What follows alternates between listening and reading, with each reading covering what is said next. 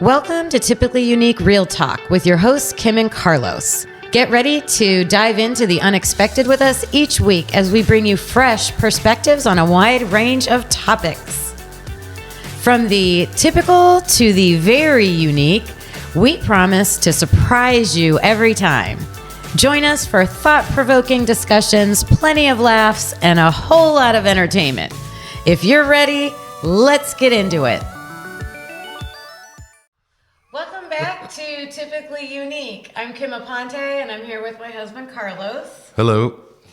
So it's been a while since we have made an episode, and we took a hiatus and had some things in life get in the way, but we're ready to get back at it, and we're reformatting our show, and this is Real Talk. Right. With Typically Unique. Typically Unique Real Talk. And I think we did a few episodes previously during just the first season of Typically Unique where we had a few episodes where we didn't kind of prepare anything. We just decided, hey, let's have some real talk.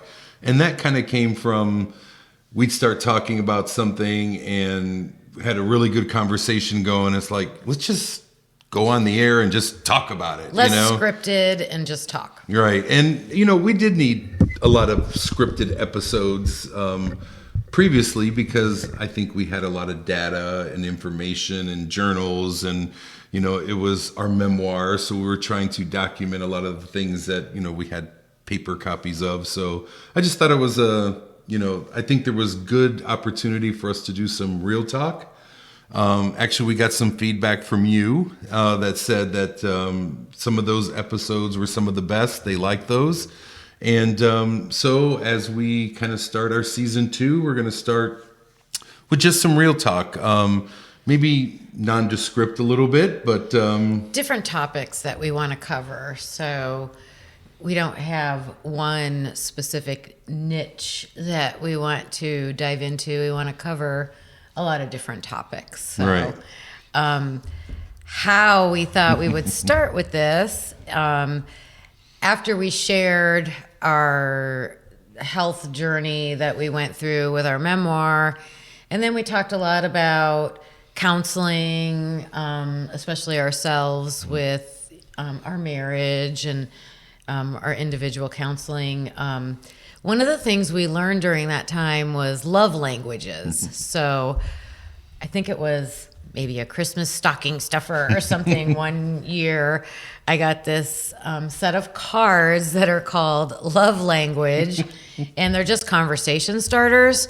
So we went through them earlier tonight. We picked out the ones that we thought we could add our own personal stories to and have some good conversation about. And so we're going to start with these, and there's a lot there, so it's going to give us quite a bit of content. But as we were reading the questions, we're like, oh, we have stories for these different ones. So, but we're going to randomly pick one and then just have our real talk about it. So right. We know we'll be able to cover a lot of the topics that we are interested in and want to share with you. And, this little stocking stuffer came with about 150 cards. We probably pulled out 75 to 100 that we thought would be, at least something that we could share some things with. So as random gets, I'm going to fan these out. Here we go. And let Kim pick something and see what we got. Let's see if we get one. Okay. All right. Oh, what movie can you watch over and over and never get tired of? So we are big documentary watchers. Yes. Which has kind of led us into this podcast world to begin with. We love true crime. You really like to critique movies and certain criteria that they need to have to be a good movie. Right. Well, I guess a rush of things are coming into my mind. So maybe to set this up for me, I don't know how your journey was, but, I'm Gen Xer, so I saw. We both are. Yeah, so I saw when the first VCR came out, so that was like a huge thing when I was younger. That when we got HBO, that was crazy because all we had was what we call here 3, 5, and 8, which was just our local channels. Well, yeah, let's dive into that for a minute. So our age range, right? Gen X, so what, 65 to 80? Yeah. 80, something like that. Age range. We grew up with get up, walk to the TV, turn the channel, 3 channels. Cartoons were only shown on Saturday mornings. That's right. And he's not kidding. When the VCR was invented, and then you could actually go to like the store and rent a videotape and bring it home and watch movies, that was huge. Well, and for me, that was like 16 candles days.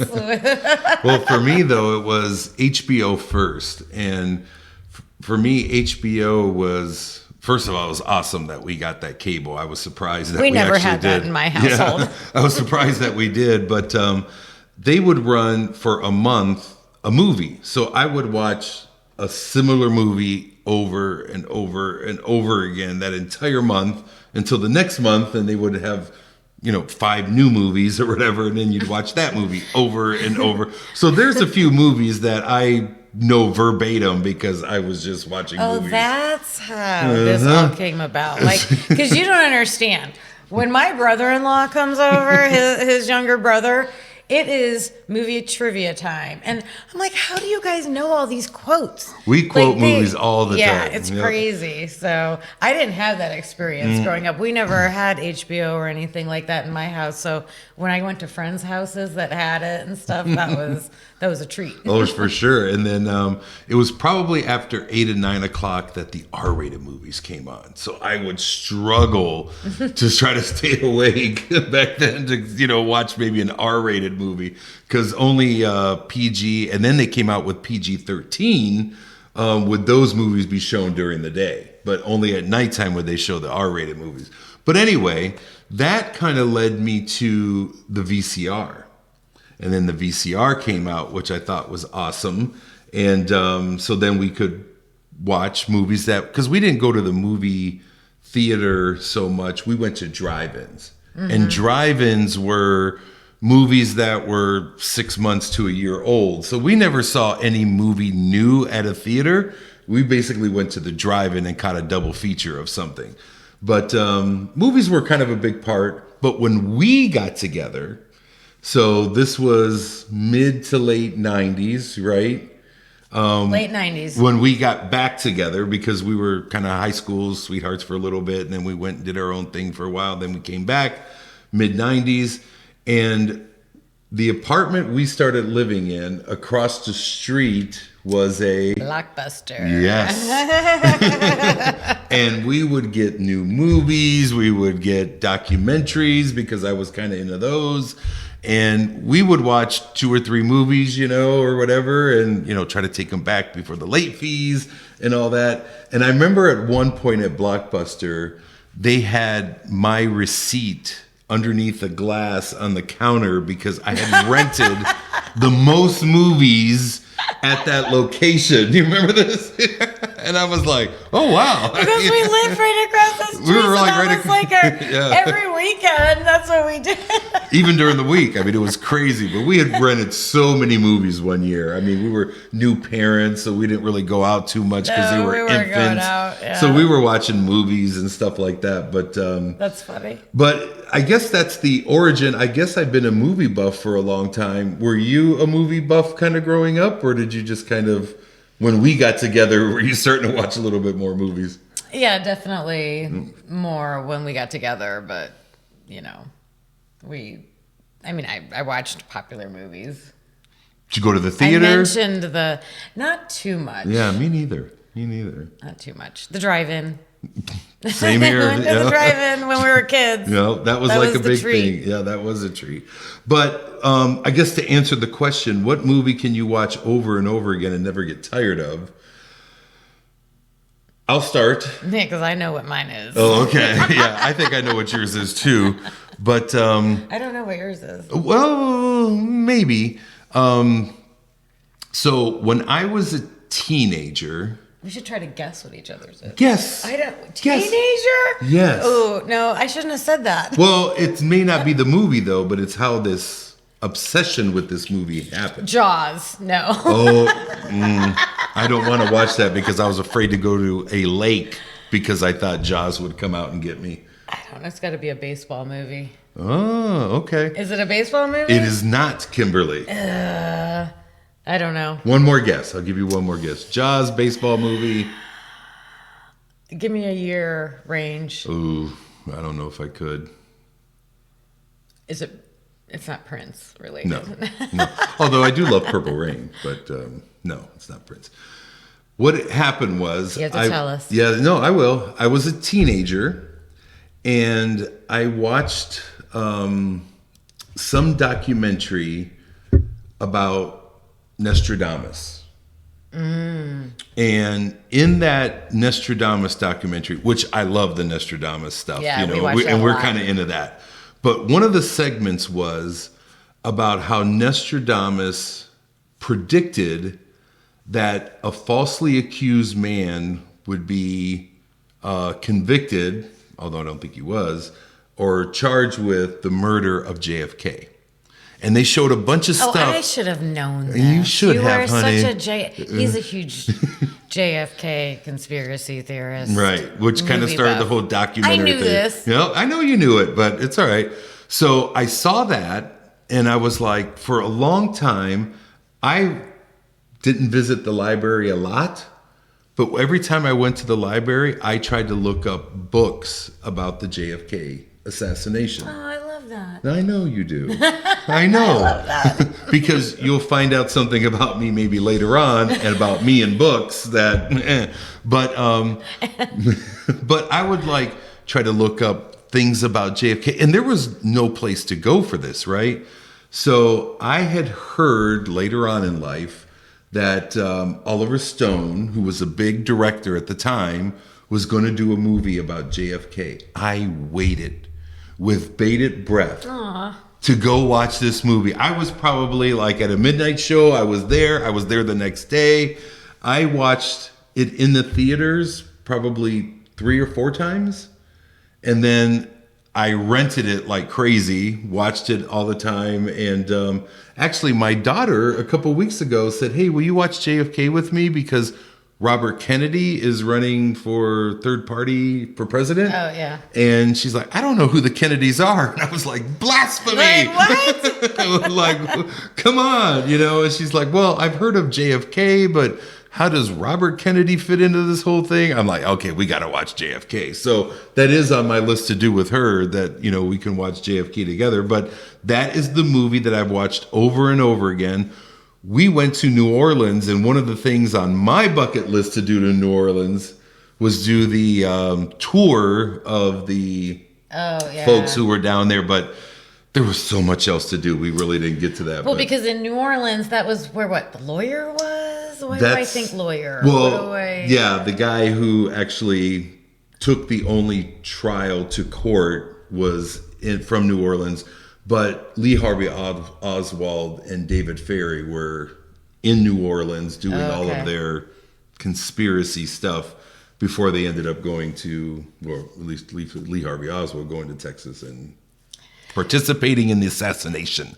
But So- JFK is my answer. That's the movie I could watch over and over. I have a few others, but that one is number one. Yeah. We did get a chance when we took a trip to Texas. We went to Dallas, Texas on one of his work trips. We will say this often in our episodes. I hitchhike and go along with him on his trips, of course, because we want to be together and we want to make the most of it. So whenever I can go, I go with him. And when I knew we were going to Dallas, right? Dallas, yep. I made sure I looked up what's it called? The book repository? Book, yeah. What The are book they? depository. Depository.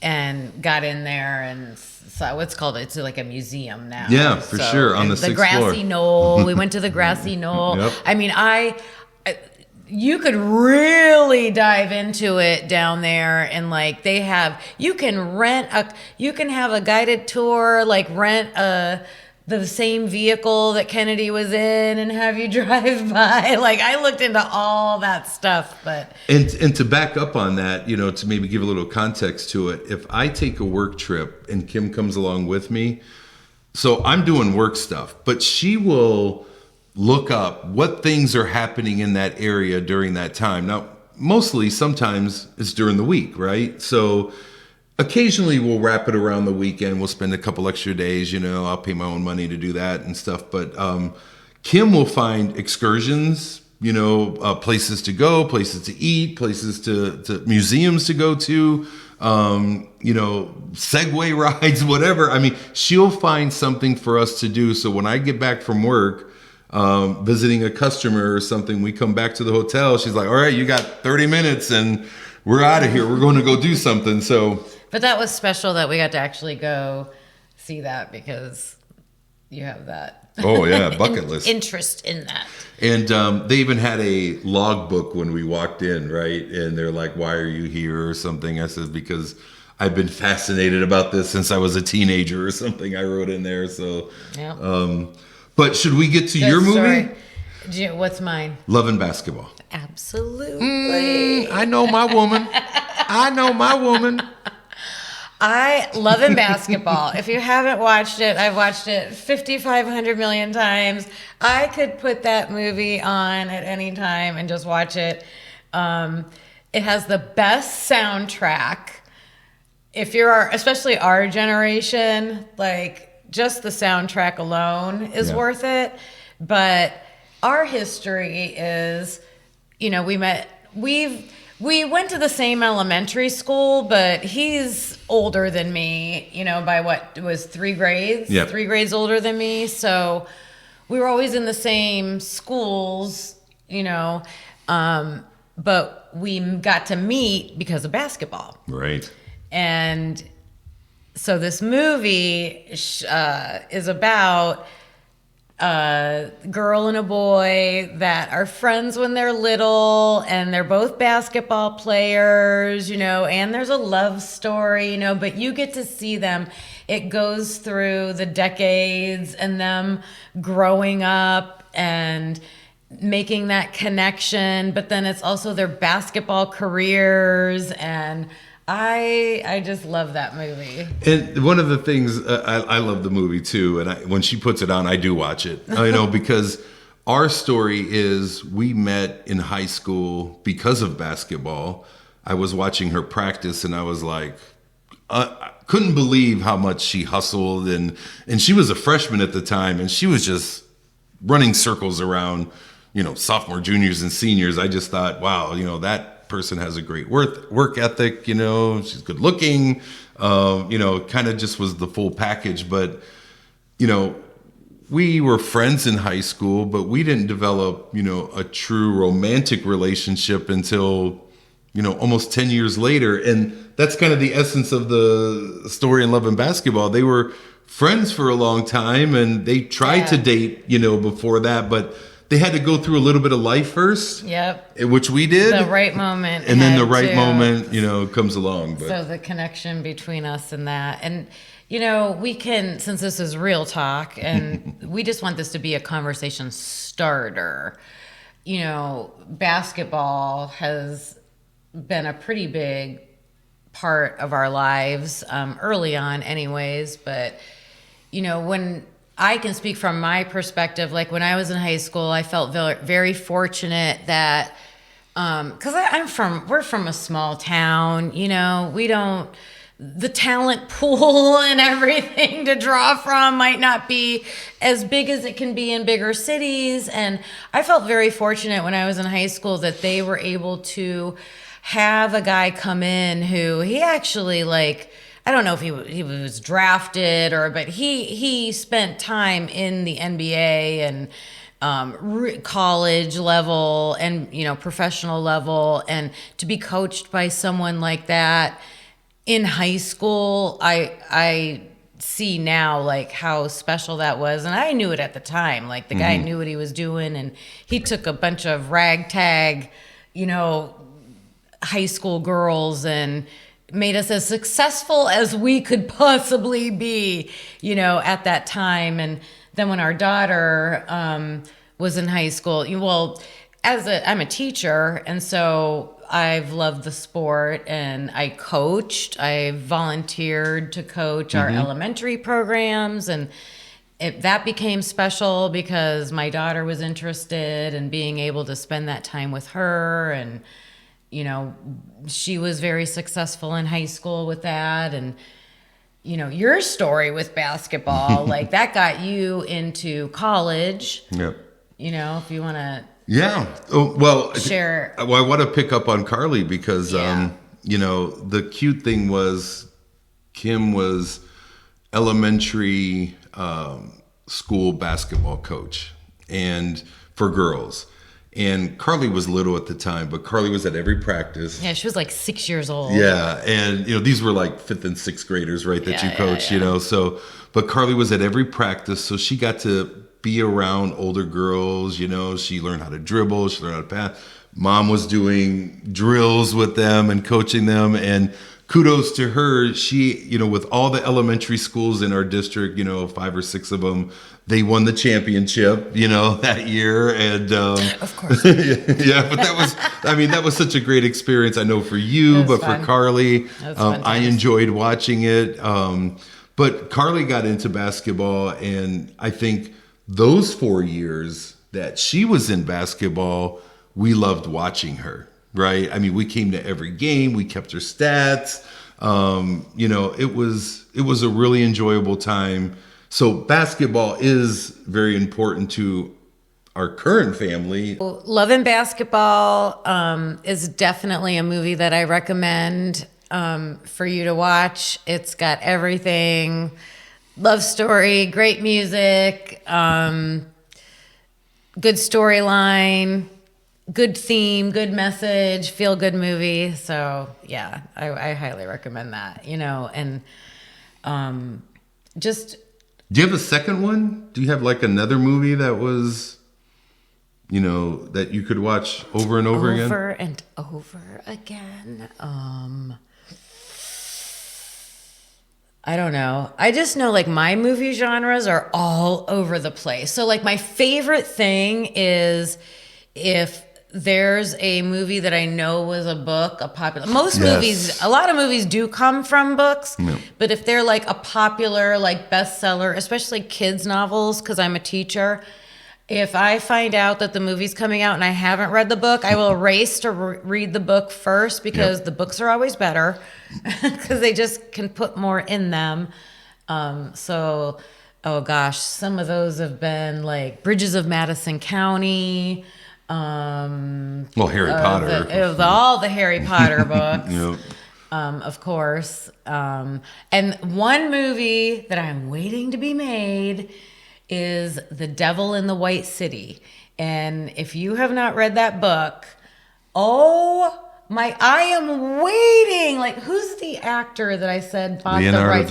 Leonardo DiCaprio, I think, bought the rights to it. And it's probably at least been a decade now that I have been waiting, and I don't know what the deal is, but so read the book if you haven't. It takes place during one of the world fairs at like the turn of the century, like to the 1900s, and it's like the world fair where like chewing gums shown for the first time and sliced bread and like all In this Chicago, stuff. right? It took place It's in in Chicago? Chicago, the Chicago World's Fair, and that's one part of the story. And then there's a murder mystery storyline that goes along with it. So it's going to be an awesome movie, and I'm just waiting for it. So That may be one you watch over and over again. I will watch that one over. I think we watch. I think our genre is kind of documentaries. After has a book been made into a movie?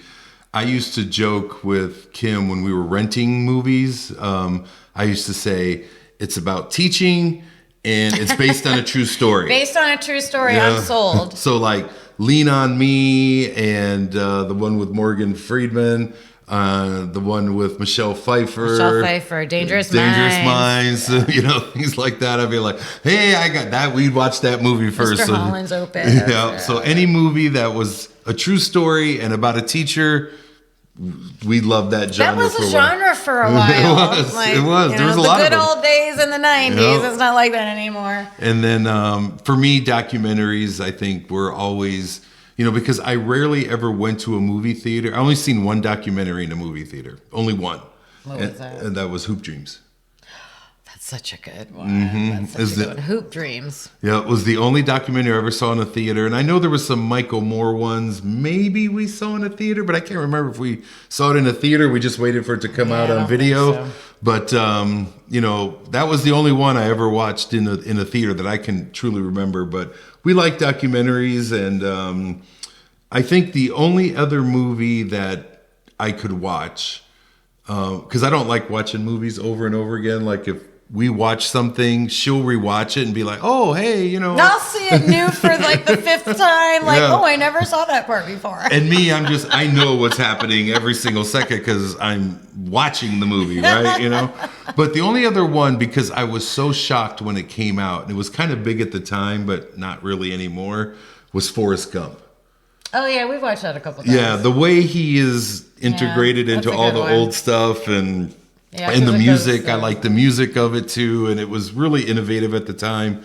I remember leaving the theater, I was like, oh, that's the best movie I've ever watched in my entire life. I don't know if it's that critically acclaimed, but Citizen Kane or The Godfather. But for me, Forrest Gump was like, oh my God, that was just visually and spiritually, just an experience, and I enjoyed it. So I think those series movies, like you just said, like The Godfather or things like that, you could watch over and over again. But interesting. Yeah, that's for me. That's what I got on the movie front. Did we miss anything? No, but if you want to drop what yours is, and hopefully it'll be something we haven't seen before, so we will for sure check it out. So well, we've seen almost everything, but so the question is, what movie can you watch over and over again? So and never get tired of it. So let us know.